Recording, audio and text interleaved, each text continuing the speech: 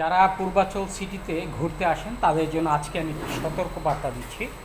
সেই বার্তাটি হচ্ছে, আমরা অনেক সময় ঘুরতে গিয়ে আমাদের বন্ধু বান্ধবী কিংবা প্রিয়জন, স্বামী স্ত্রী, পুত্রকন্যা, বিশেষ করে আমরা পারিবারিকভাবে যখন এই অঞ্চলগুলোতে আসি ঘুরতে, তখন তাদেরকে আমি এই কথাটাই বলতে চাই, আপনারা যে কোনো পণ্য কিনতে কিংবা খাবার খেতে আপনারা তাদের সাথে জিজ্ঞেস করে নেবেন এটার দাম কত।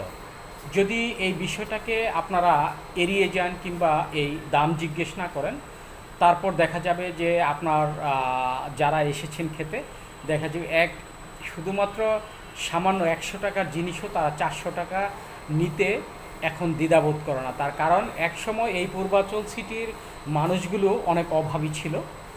এই আমিও এর সাথে প্রমাণ, তার কারণ ওই অঞ্চলটা আমাদেরই।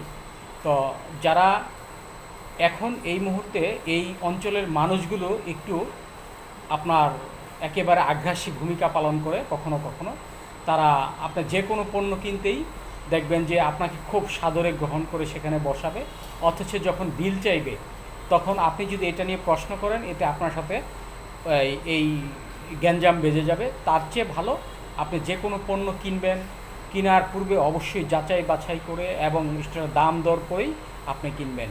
শুধুমাত্র এটা নয়, 1 গ্লাস পানি অর্থাৎ 1 গ্লাস শরবত খেতে হলেও আপনাকে এই বিষয়টা চিন্তা ভাবনা করে খেতে হবে। ধন্যবাদ সবাইকে।